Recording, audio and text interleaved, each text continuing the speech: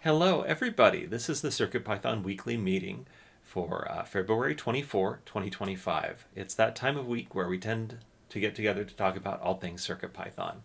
I'm Jeff, and Adafruit sponsors me to work on CircuitPython, which is a version of the Python language designed to run on tiny computers called microcontrollers.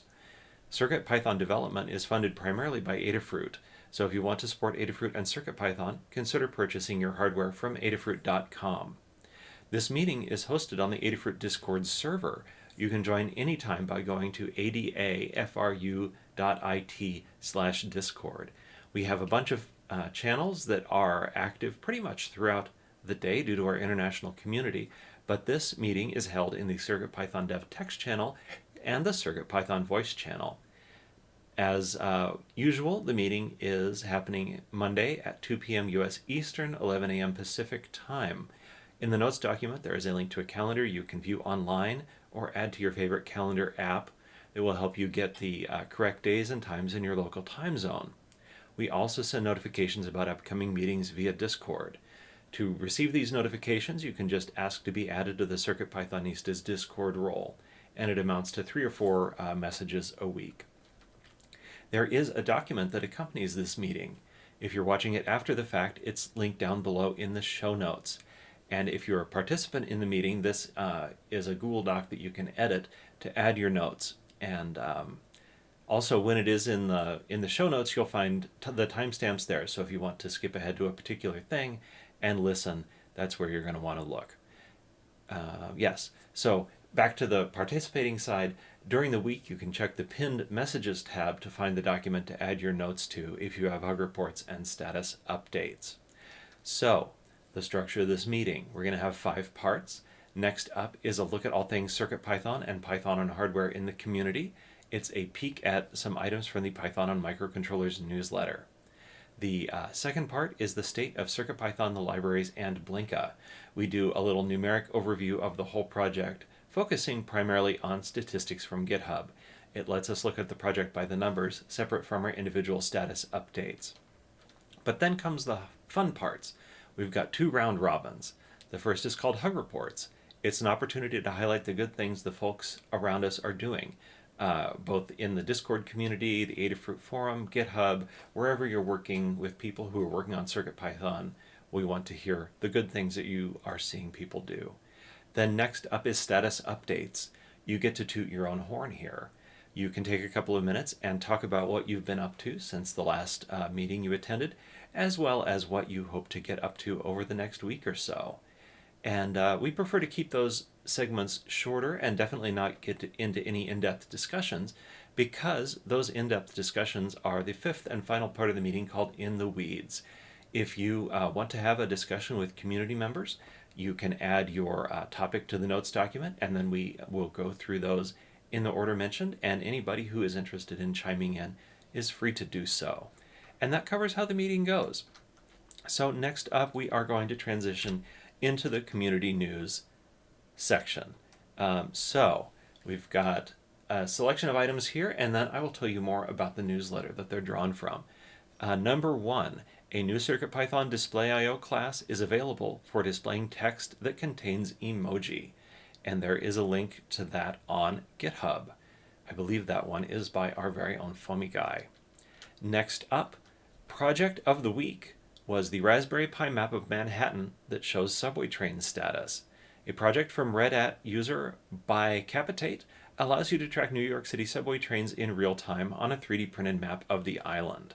The map shows the actual location of the subway trains using a Raspberry Pi connected to RGB matrices, which in turn connect to the map via fiber optic cables, and it runs CircuitPython.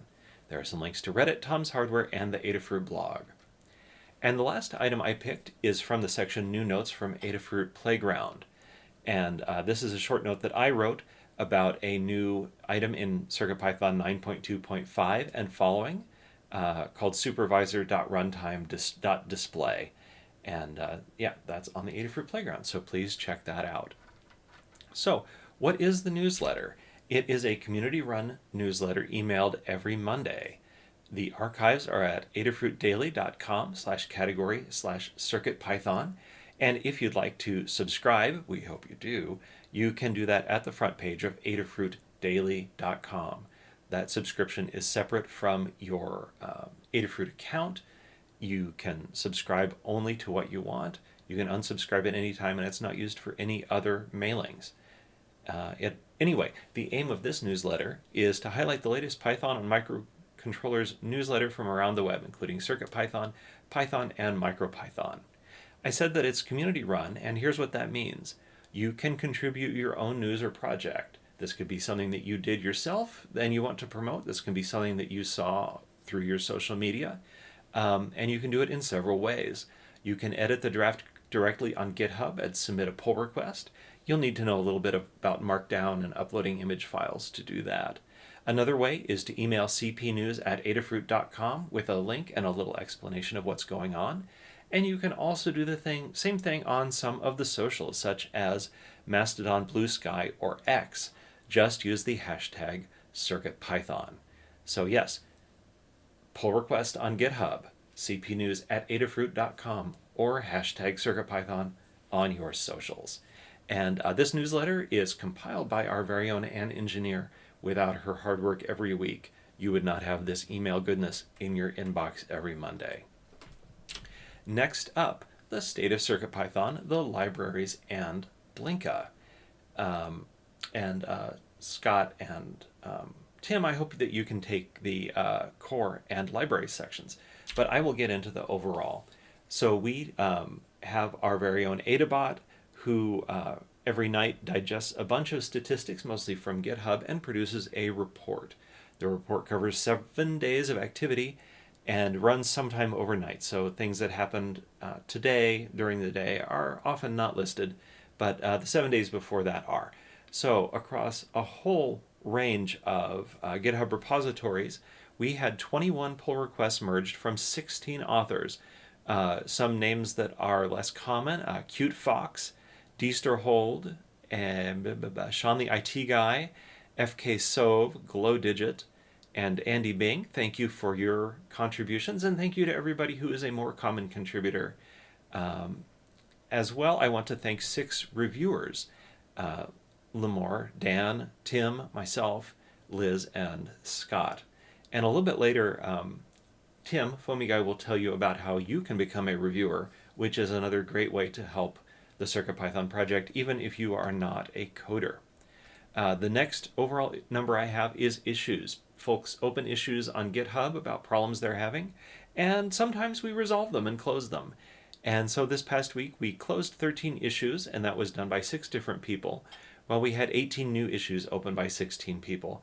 So as we do in many weeks, we had a slight increase in the number of issues, but we are making progress against existing issues. And next, I will hand it over to Scott to talk about the core of CircuitPython. Thank you, Jeff. Okay, so we had 8 pull requests merged from 9 different authors. Thank you to all of our authors. This can happen because multiple authors can work on the same pull request. In particular, the translations. Multiple people can work on the translation PRs, so thanks to them.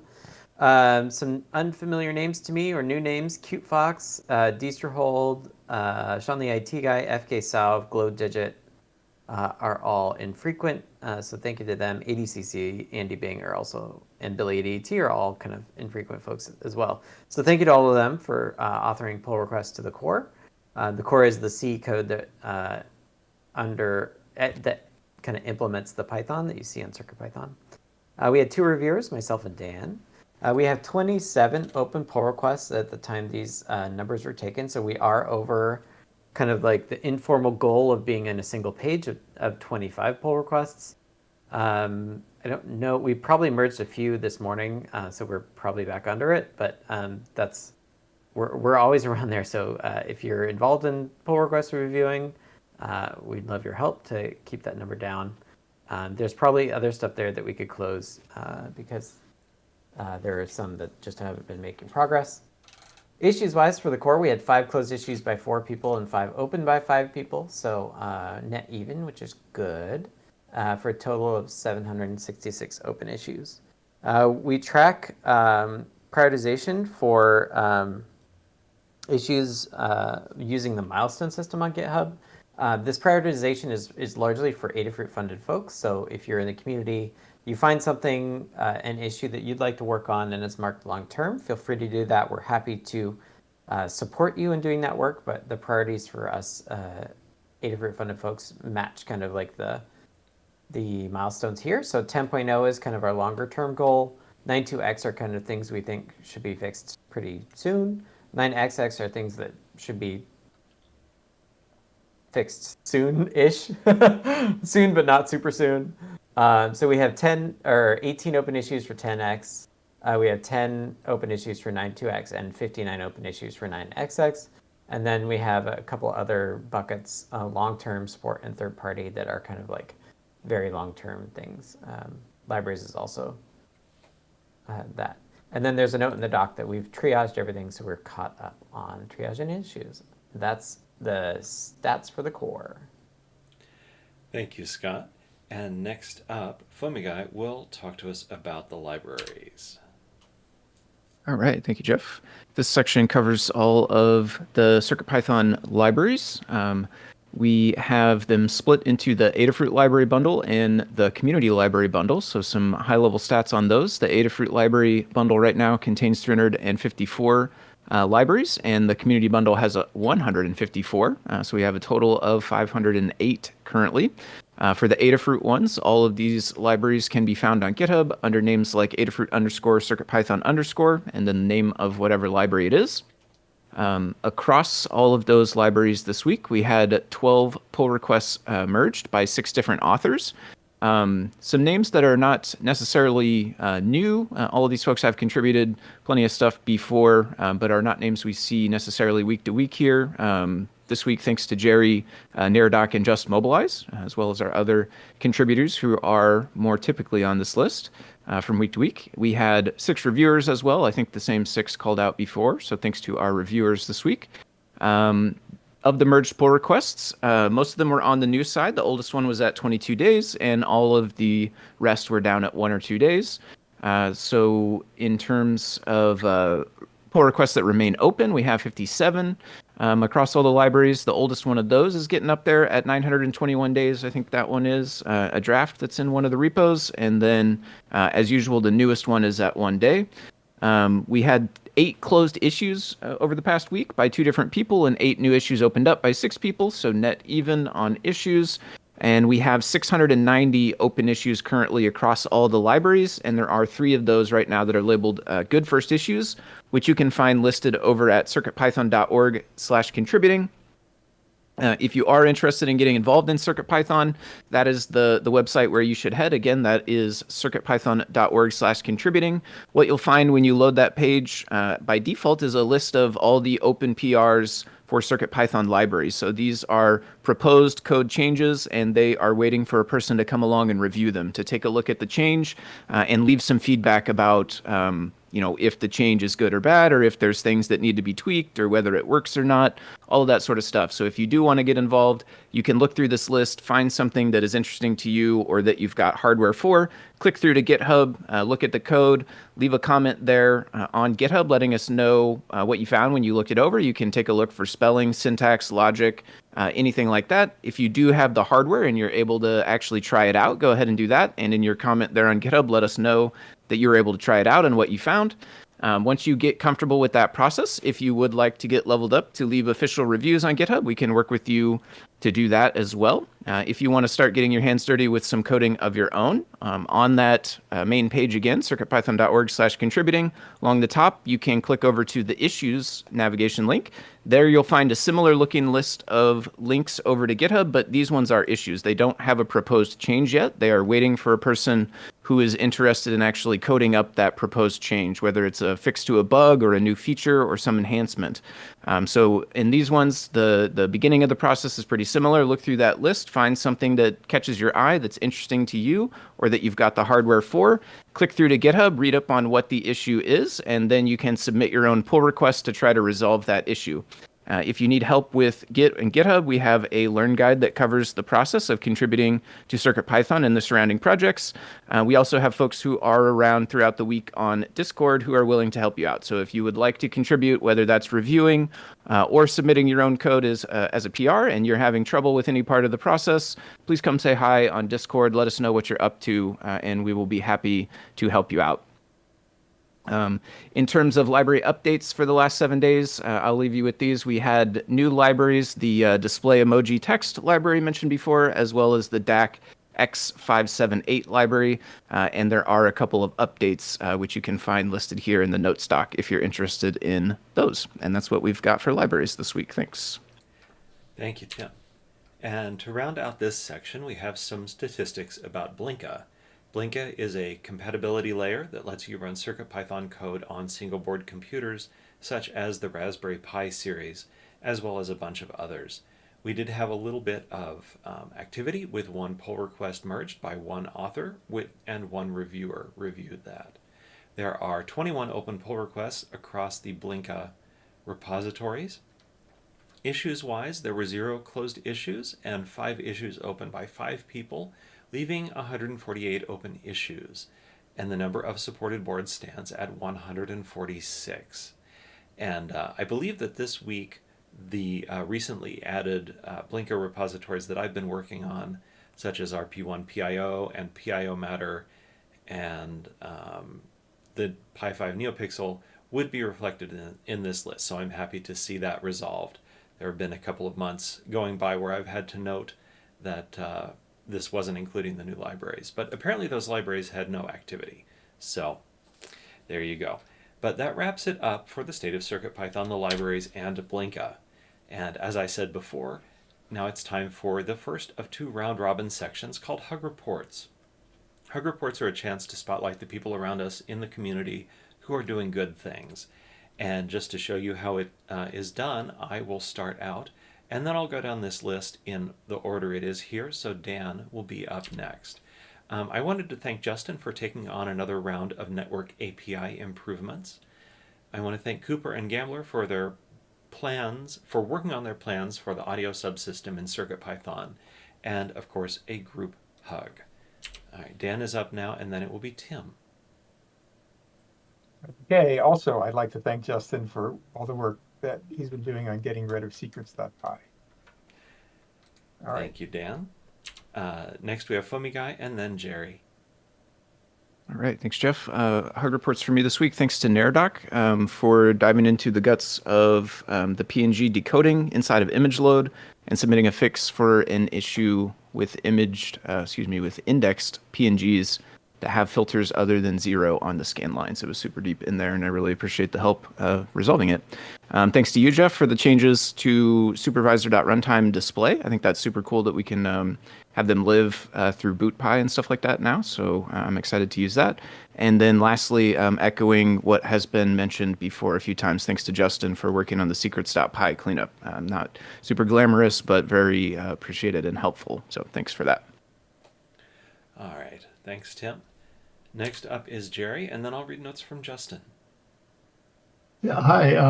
Thanks to Foamy Guy for reviewing, commenting on, and merging the RFM library, and hug to all the learning guide, system and guide authors. I'm working on one, and I'm being reminded how much work goes into those.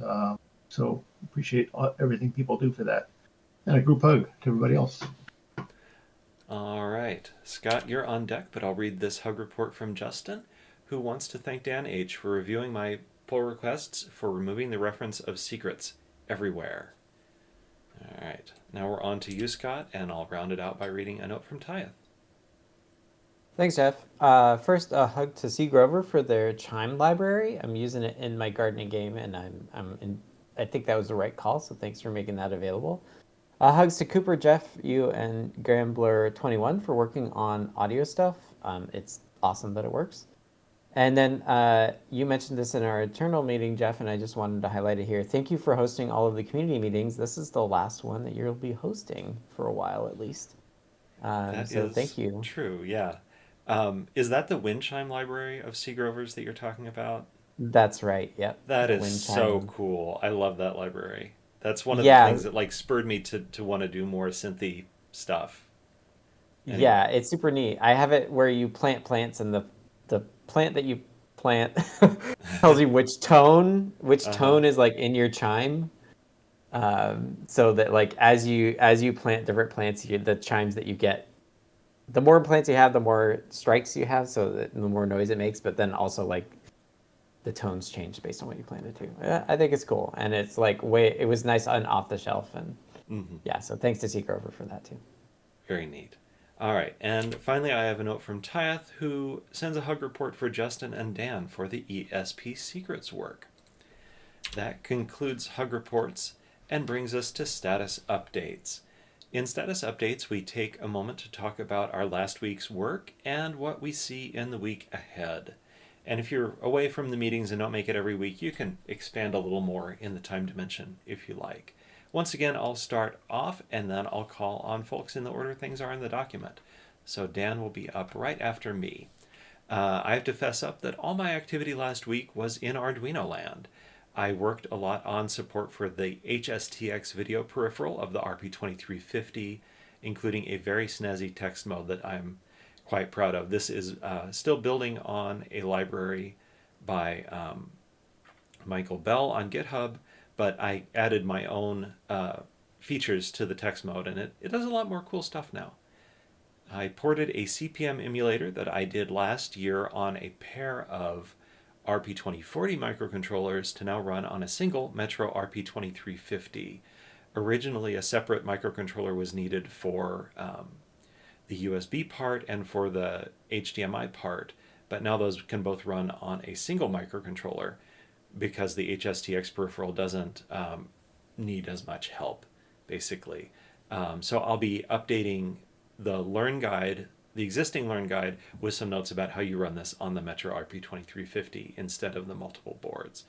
And with a little hint from Scott, who I should have hug reported about this, I found a workaround for a problem that exists with the Pico PIO USB library on the RP2350 when you overclock it to 264 megahertz, which is a requirement of the HSTX video library.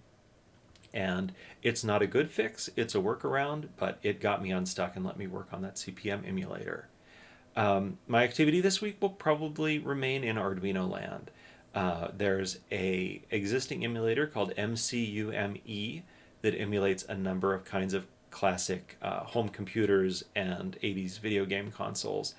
And I hope to make a port of that to the Metro RP2350 and in a way that can use a gamepad or a keyboard that's plugged in on the USB connector.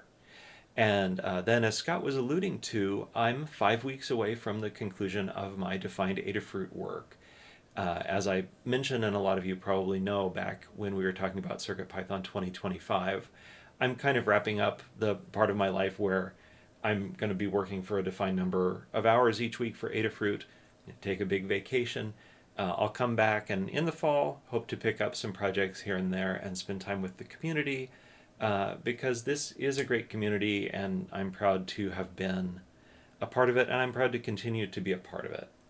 And that wraps up my status updates and we'll move on to Dan followed by Foamy Guy.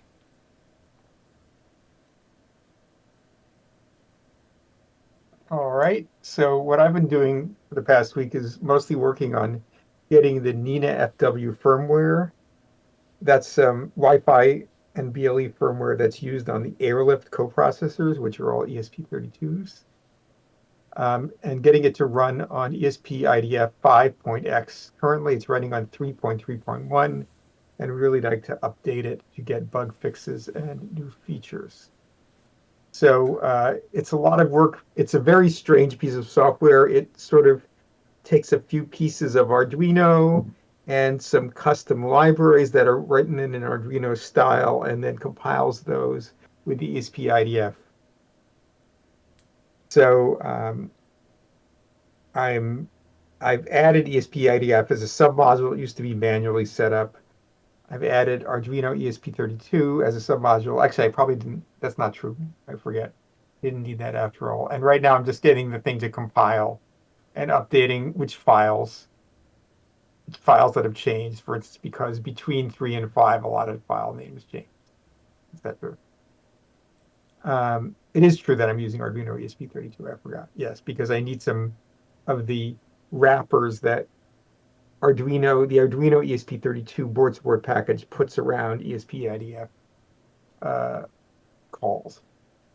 And then, has been mentioned a bunch of times already, I've been reviewing Justin's updates to remove secrets.py usage in the libraries, and then we need to update the learn guides to not use secrets.py. And I have also some other updates to do for the ESP32 SPI pages in various guides.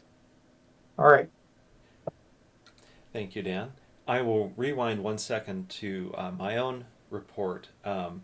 Scott wants me to take care to say that the requirement of the 264 megahertz overclock is specifically for the 1280 by 720 at 50 hertz output, and that is the specific video mode that's used by the Arduino HSTX library for its fancy text mode, as well as for some of the graphics modes that have square pixels on 16:9 displays.